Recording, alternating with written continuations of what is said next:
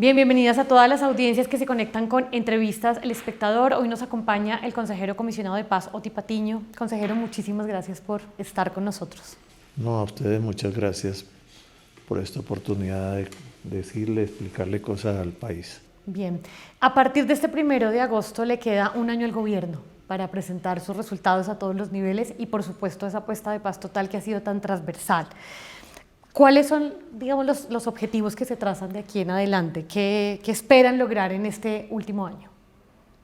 Yo creo que el principal logro es generar procesos irreversibles, de tal manera que en lo que avancemos en todos los 10 procesos que estamos desarrollando, al gobierno que llegue, sea cual fuere, sea cualquiera fuere la orientación política, las razones ideológicas, les quede muy difícil porque son procesos que deben estar fundamentados en el bienestar de la gente en esos territorios críticos.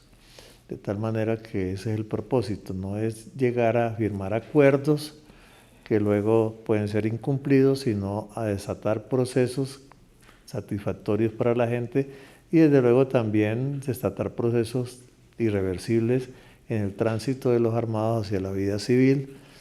También, por supuesto, desatar procesos de desescalamiento de los conflictos armados que ocurren en esos territorios que no son siempre contra el Estado.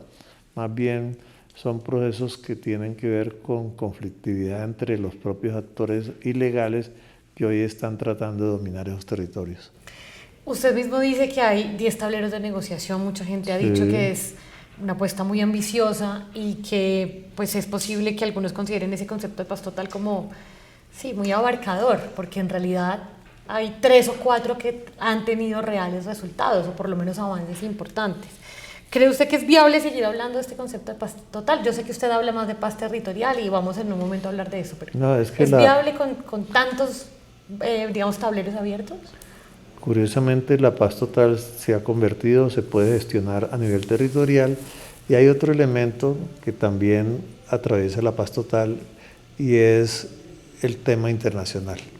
Hoy Colombia atraviesa por una cantidad de economías transnacionales, del crimen transnacional, de tal manera que tenemos que pararle bolas a esas dos dimensiones, la paz territorial y las economías y la paz transnacional que de luego afecta a países, las fronteras vecinas, países como México, incluso países como Estados Unidos que de alguna manera, aunque no estén sentados en una mesa, se mantienen en una observación y en una presión muy fuerte para que nosotros nos carguemos con los costos de lo que significa la disminución de los cultivos ilícitos y el costo del narcotráfico. Sabemos que en ese sentido el costo de las violencias que genera el narcotráfico debe ser un costo repartido entre países como Estados Unidos, países como Europa, y ahora que eso ha llegado a China e India, debe obedecer a pactos más multilaterales que solamente una presión sobre Colombia. De tal manera que elementos como la extradición toca estarlos revisando continuamente. Y eso ya no quiere decir que vamos a no cumplir con los tratados que se han establecido con Estados Unidos. Hablemos de lo que usted dijo en la primera respuesta y es que hayan procesos irreversibles. Para usted hoy, ¿cuáles de todos esos 10 tableros podrían entrar en esa categoría de irreversibles? Aspiramos que todos. Claro, hay procesos y hay momentos y hay hitos donde pueden hacer más fácil la irreversibilidad, aquello donde está trabajando las zonas de ubicación temporal, que son unas zonas donde se construyen unos puestos de mando unificado, donde concurren los armados, desde luego toda la institucionalidad, las víctimas, la gente que habita esos territorios, para mirar desde allí cómo se puede transformar todo ese territorio. Y eso es lo que puede hacer irreversible, de tal manera que cualquiera que trate de echar para atrás eso, lleve con los costos, que ojalá no se produzca eso, de esa irreversibilidad. Es que como Cuando se firmó el acuerdo 2016, el ministro Londoño dijo que haría trizas, porque eran acuerdos todavía en el papel, ¿no? Ahora no queremos que sean en el papel, sino procesos instalados en los territorios. La paz, el tema de la transformación territorial es lo básico. Y la fuerza innegable de esa transformación territorial, si bien debe haber acuerdos, debe haber promesas, debe haber compromisos, debe ser fundamentalmente la gente empujando y haciendo suyo esos procesos. Le insisto en la pregunta porque es que solamente queda un año y tuvieron 3, digamos, para avanzar, y pues yo puedo, digamos, decirle algunos de los procesos que siento que pueden ser más avanzados, Comuneros, por ejemplo, aunque tiene como sus dudas, pero hay otros que ni siquiera las mesas han estado instaladas. ¿Cómo puede decir que aspira a que todos sean irreversibles? No, fíjate que Comuneros justamente es una derivación de un proceso que pensábamos avanzado, que era el proceso con el ELN. Y entonces la realidad nos demostró que solamente en la medida que pudiéramos hacer procesos de paz territorial fue que pudimos avanzar. Si estuviéramos todavía casados con el proceso nacional, con el ELN, seguramente ahí estuviéramos estancados, hablando de participación abstracta y hablando de temas abstractos, pero no concretando desarrollos. En cambio, en la medida que se territorializó ese proceso, se pudo empezar a hablar de erradicación de cultivos, de destrucción de material de guerra, de búsqueda de personas dadas por desaparecidas, de transiciones de los armados a la civilidad, es decir, cosas más concretas, más tangibles que la gente entiende.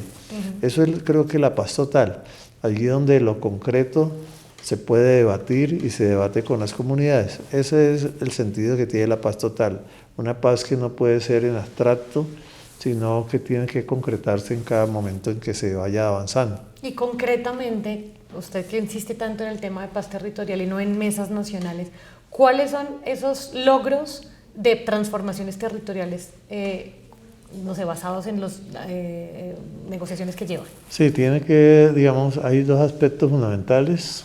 Esa es la transformación de las economías que se están dando, se plantean en todos los territorios donde haya posibilidad de establecerla, sobre todo en los territorios rurales donde la economía ilegal basada en los cultivos ilícitos, digamos, puede avanzar.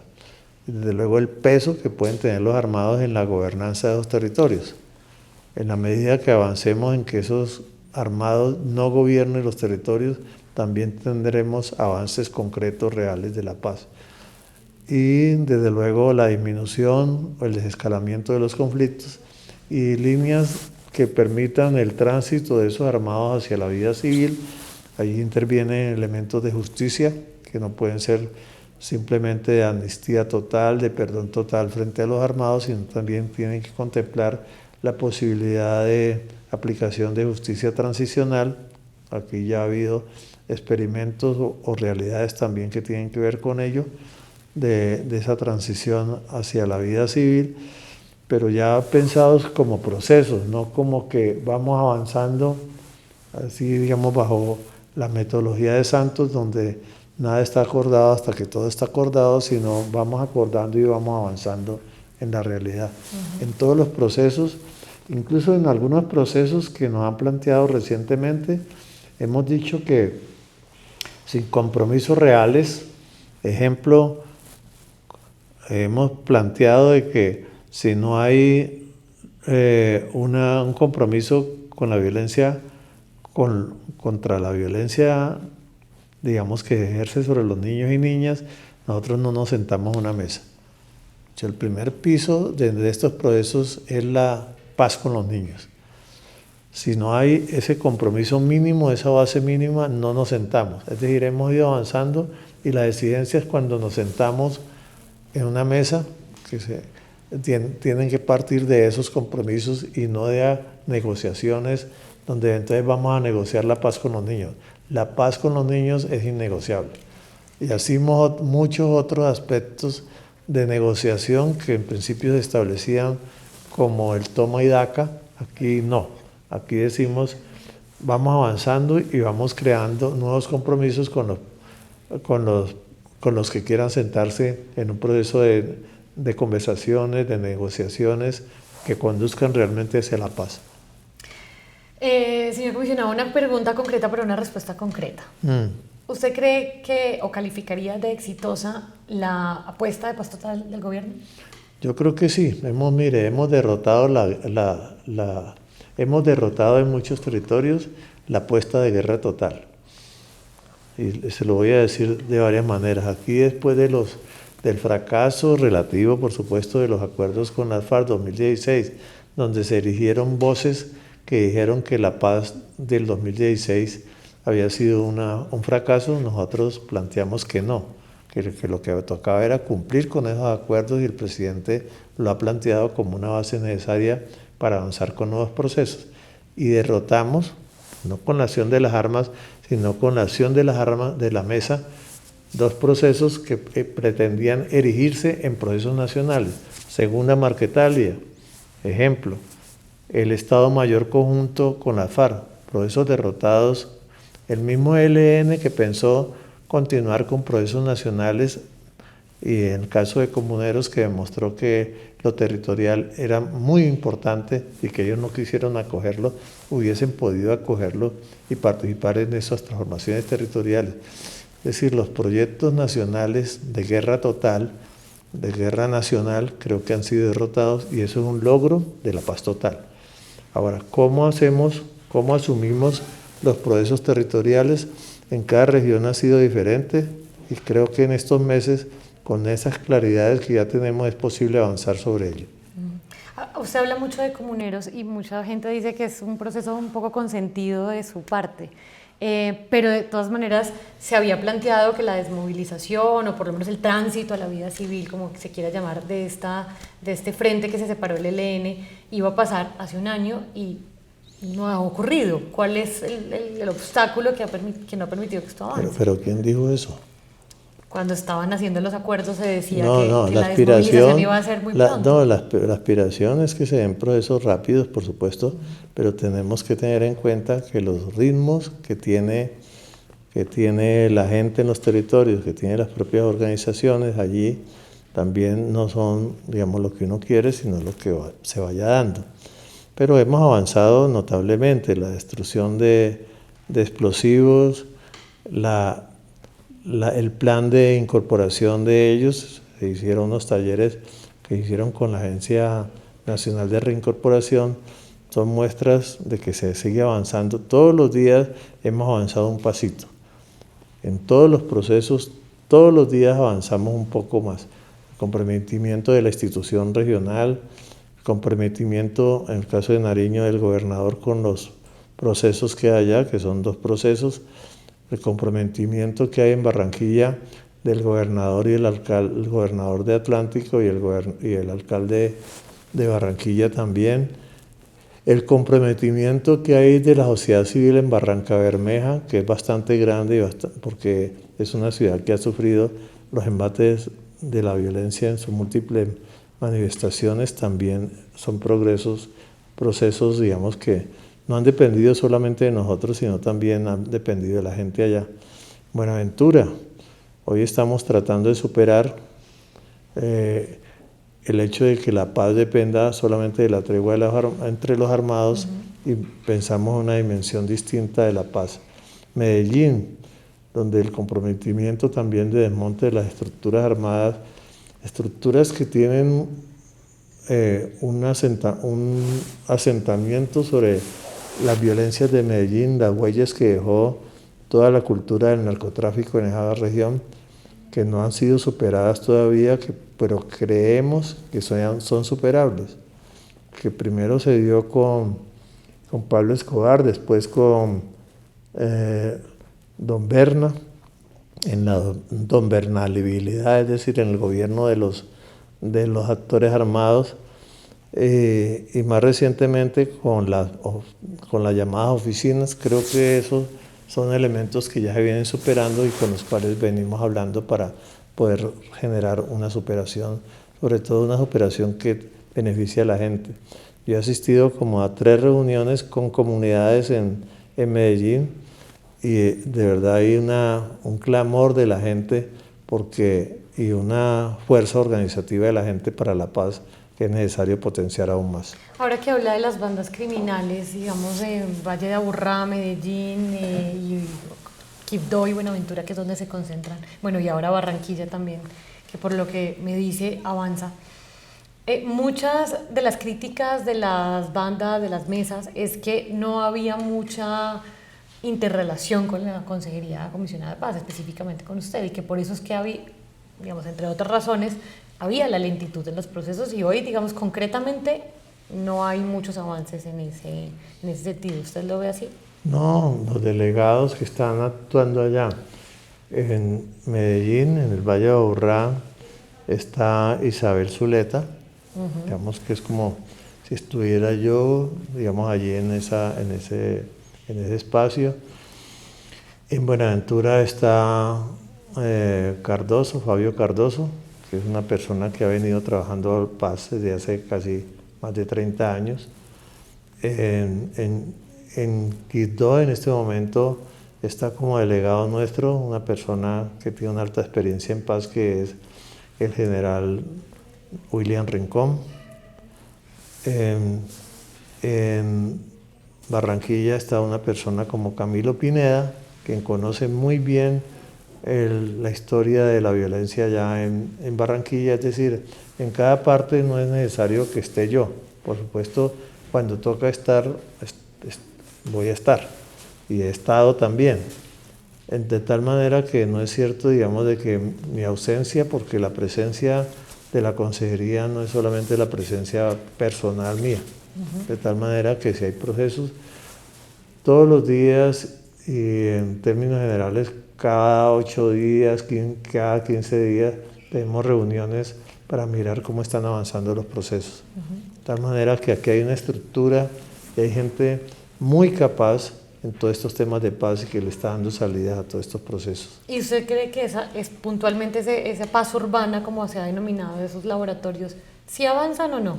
Claro que avanzan, no es lo mismo la situación de... ¿En qué avanzan? Mire, voy a citarle una cifra.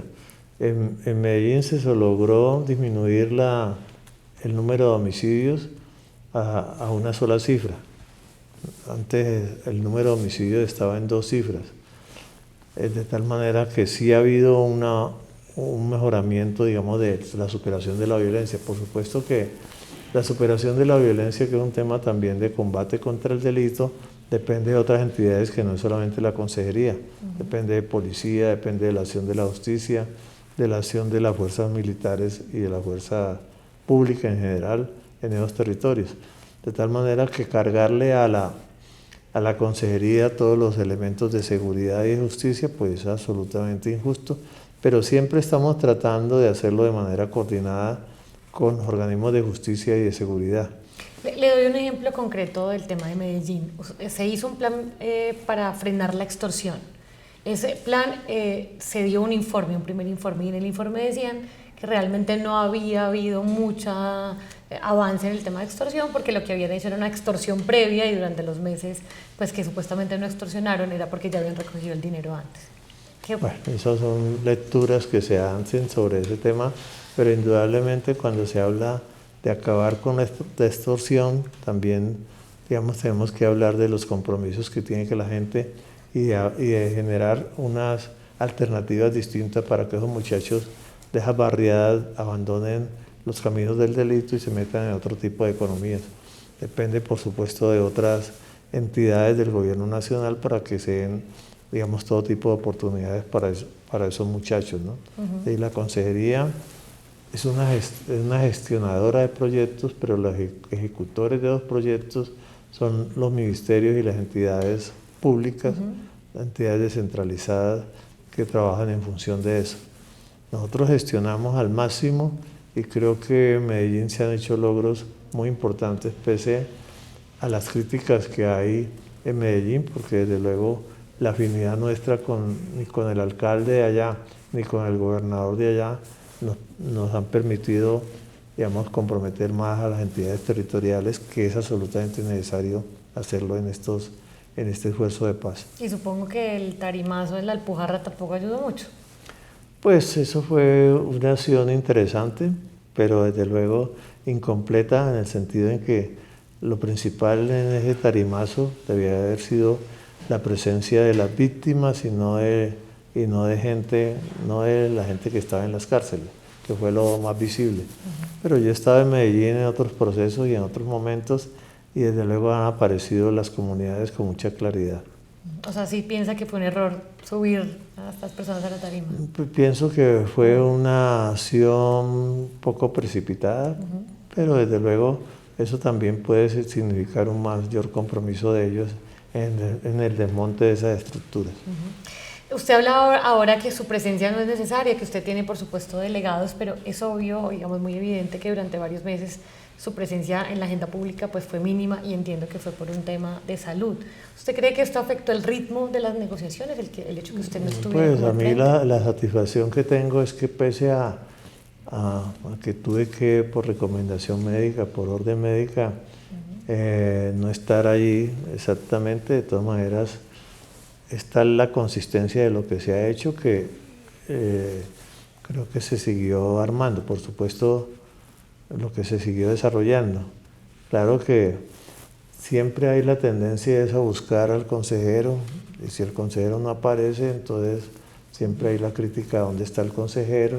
¿El Congreso mismo le hizo debate desde control político o intentó sí, hacerlo? pero con acusaciones que a mí me parece que no eran injustas, como decir que el consejero está desaparecido.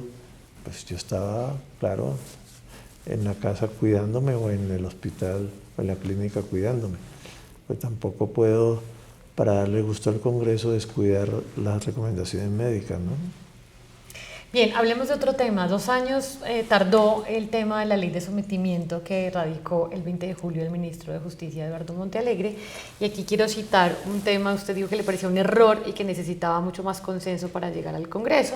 El ministro le respondió diciéndole, literalmente abro comillas, que usted no podía convertirse en el francotirador de la paz.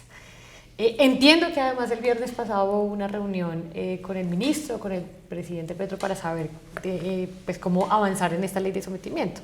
¿Ya se recompuso esa relación y en qué va hoy esa ley de sometimiento? No, ya ese tipo de comentarios, digamos, de lado y lado, ya creo que llegaron a buen puerto. Creo que hay un reconocimiento por parte del ministro que no hubo la suficiente consulta.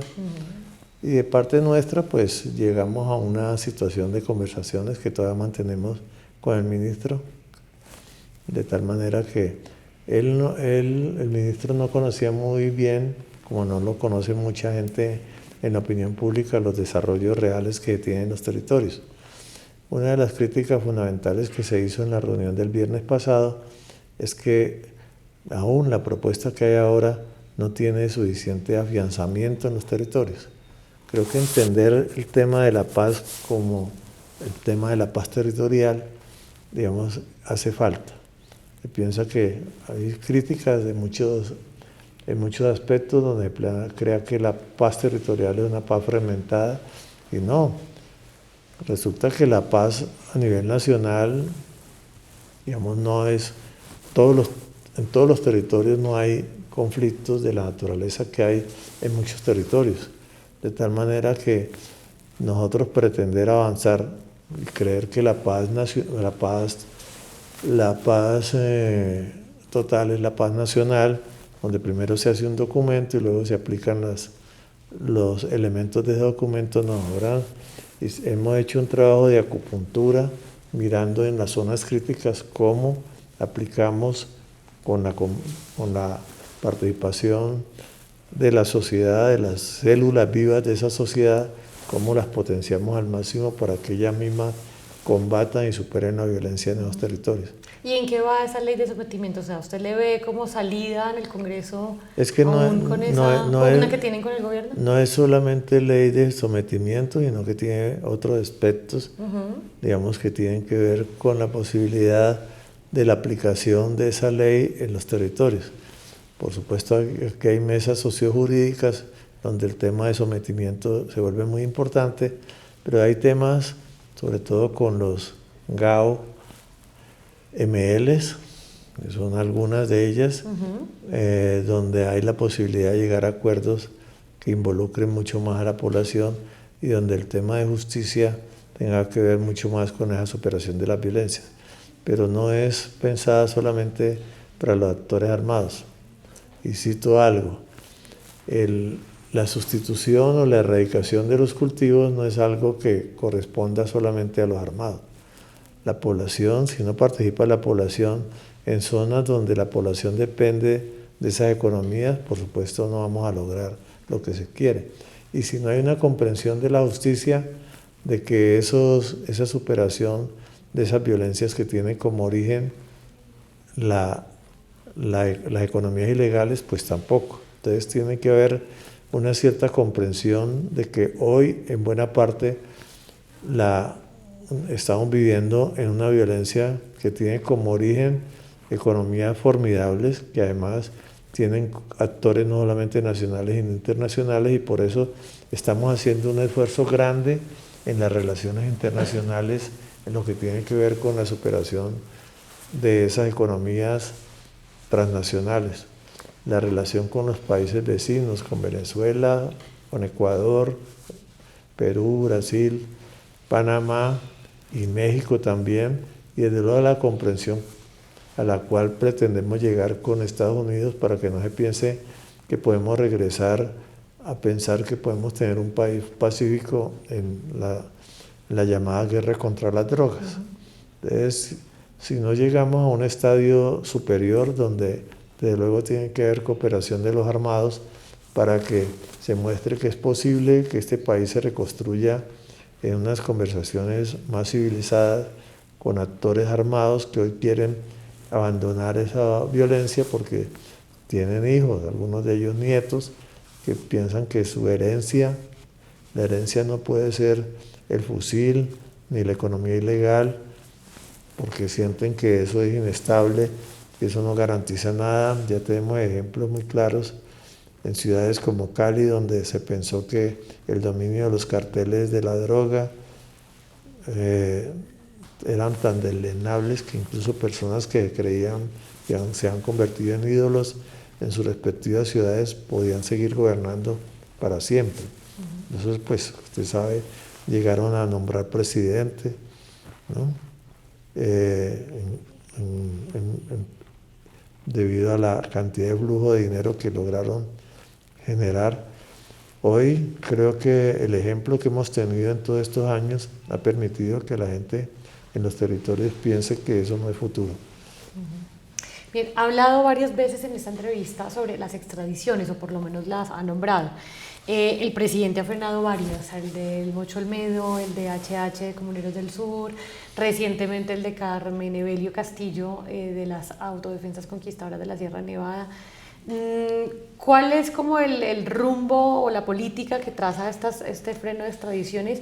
Y si no teme que esto de verdad tenga algunas repercusiones con las relaciones con Estados Unidos.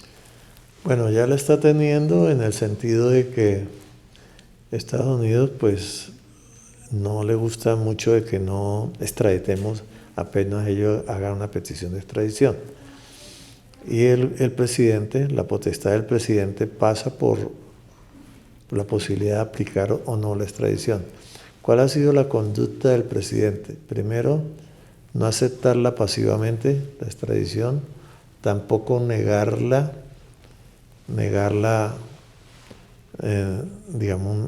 o suspenderla, pero sí la aplicación que esté supeditada a que con esas organizaciones y esos personajes se ha avanzado notablemente en la paz.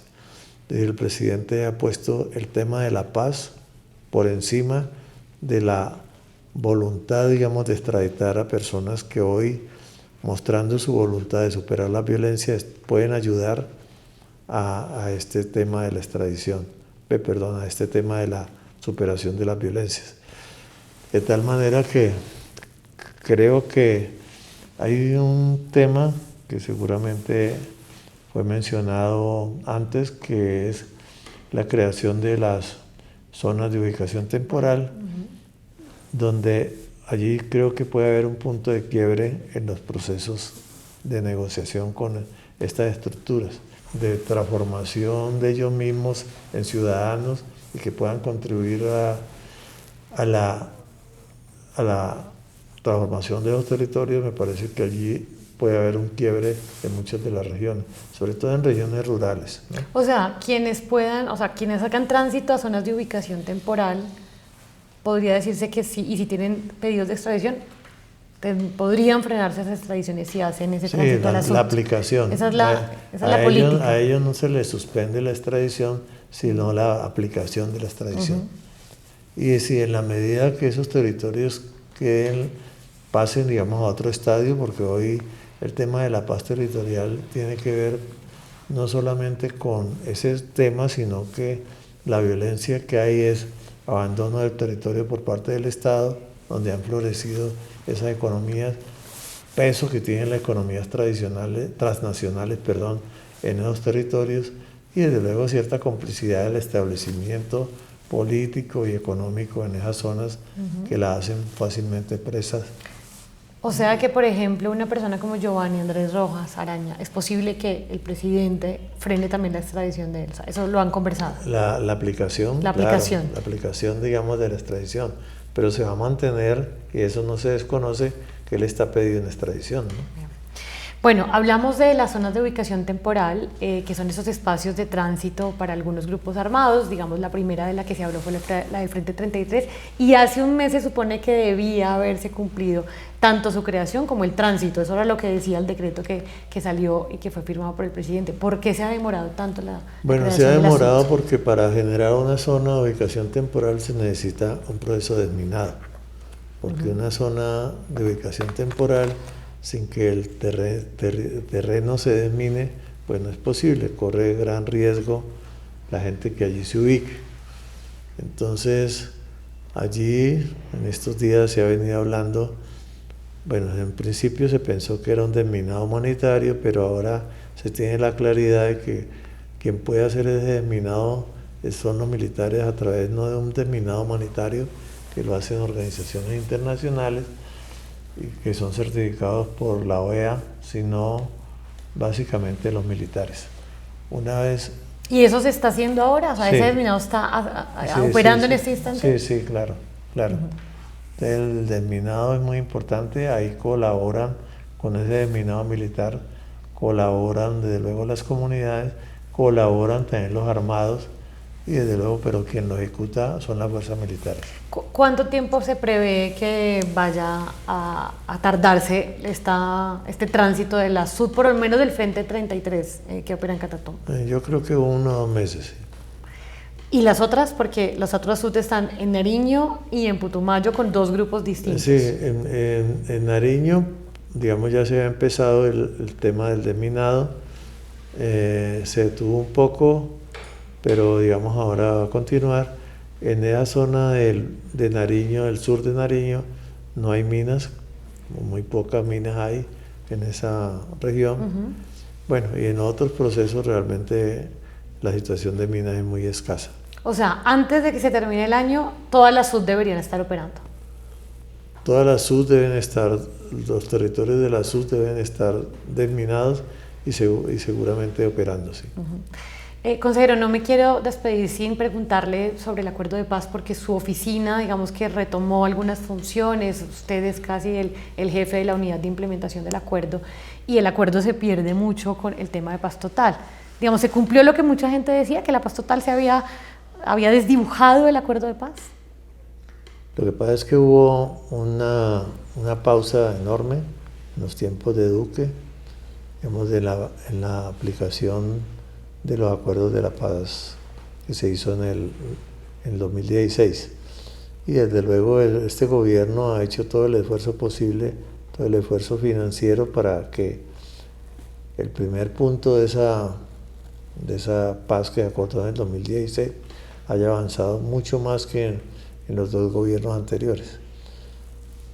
Cosa bastante difícil porque de todas maneras las dificultades financieras han hecho complicado esos avances, pero indudablemente la vocación de avanzar sobre temas como reforma agraria sí se han dado de forma notable, y desde luego ha habido una disminución también notable del asesinato de firmantes.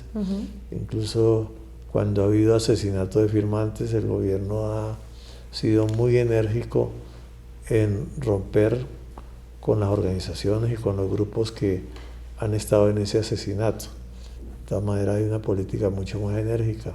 Lo que pasó en Catatumbo, por ejemplo, cuando el ELN mata 6 firmantes, pues es una muestra de esa decisión del gobierno nacional de considerar inadmisible el asesinato de firmantes. Y desde luego ha venido disminuyendo, ¿no? Esas muertes de firmantes, que ojalá llegara a 0, pero desde luego ha habido una disminución notable en el número de firmantes que han sido asesinados. Otra parte del acuerdo de paz es las sanciones propias de la JEP que se acercan. Se supone que al final de este mes podrían darse las primeras sanciones, y en la audiencia de verificación de la semana pasada hubo una alerta diciendo que podía haber desfinanciación de los proyectos que van a hacer quienes vayan a tener estas sanciones, pues para reparar a las víctimas. La oficina del consejero comisionado y la JEP están hablando. ¿Ustedes pueden apoyar o van a apoyar este tema de las sanciones propias? La verdad, digamos, es que sí ha habido como un divorcio entre la paz total, que se llama, y la paz y la implementación de la paz de los acuerdos 2016.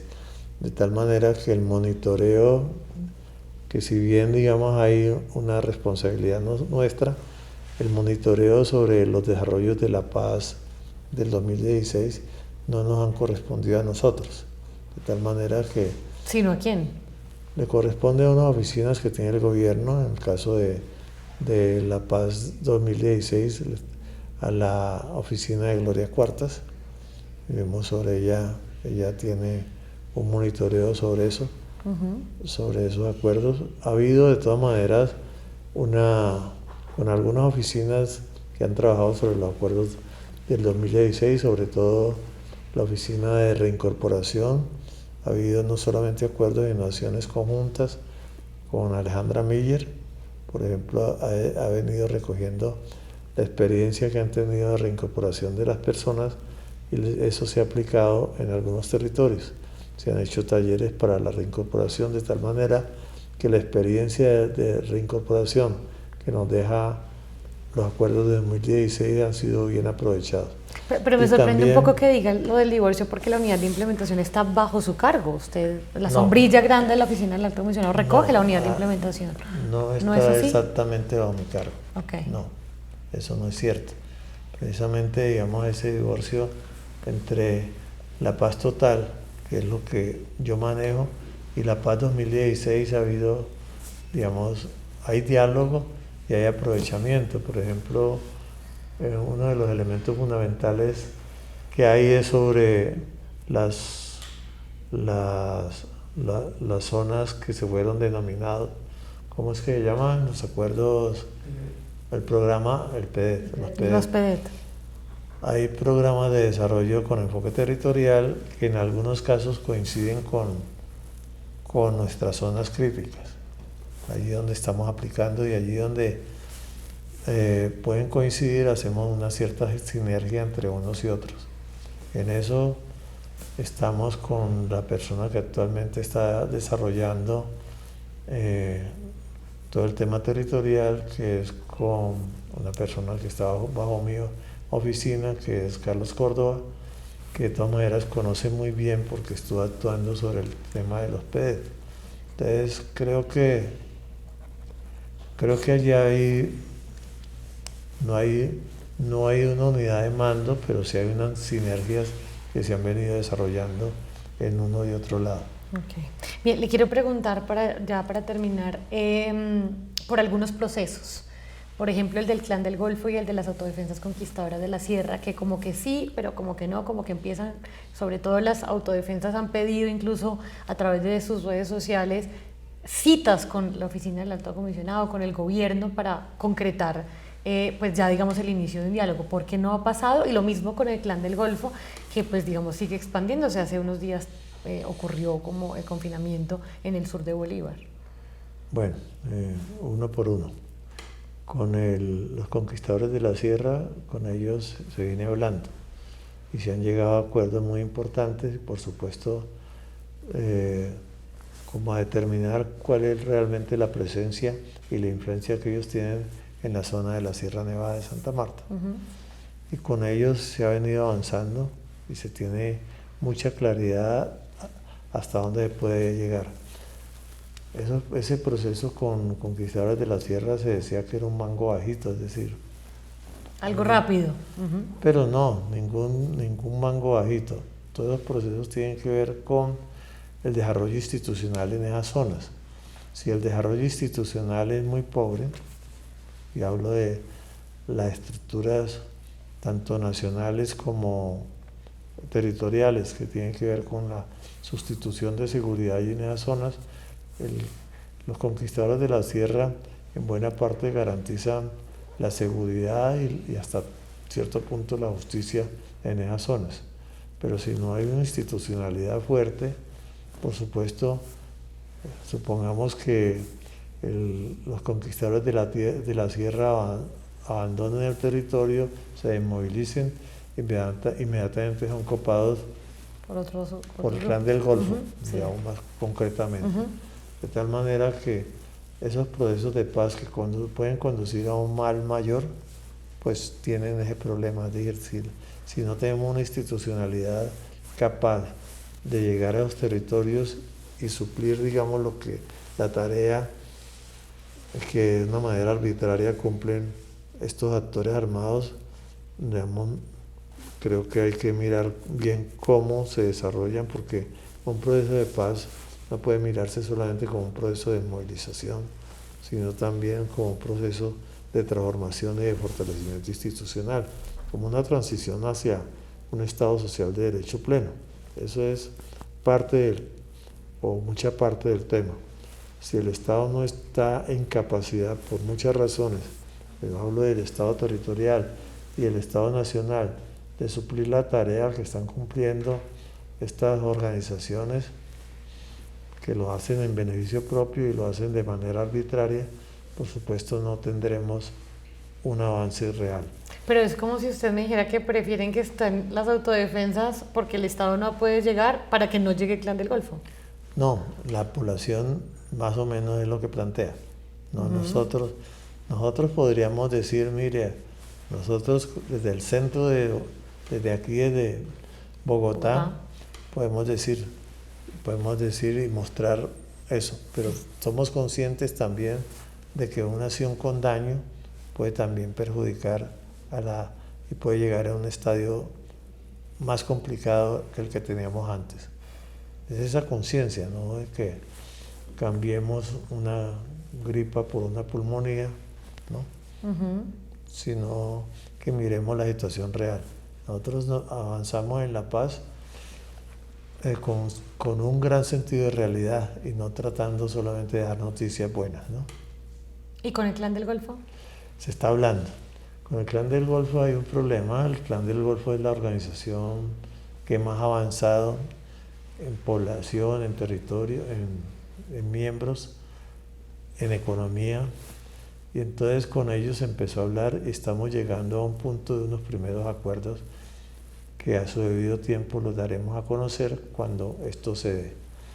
Sabemos que es muy difícil porque el gobierno hizo una gran ofensiva sobre el Clan del Golfo, todavía se mantiene esa gran ofensiva, y entonces hablar con ellos aquí en el territorio nacional compromete la seguridad de quienes hablan, gobierno, pero también ellos, y pensamos de que hay que buscar una manera de poder hablar con ellos sin que se suspenda la ofensiva contra ellos, pero al mismo tiempo buscándole una salida. O sea, sí hay una mediación entre la política de seguridad y la política de paz ahora. Sí, por supuesto que sí. Bien. Pues señor comisionado, le agradecemos muchísimo por sus respuestas, por habernos acompañado en entrevistas del Espectador y también a quienes se conectaron con nosotros. Muchas gracias. Bueno, gracias, Cindy, muy amable.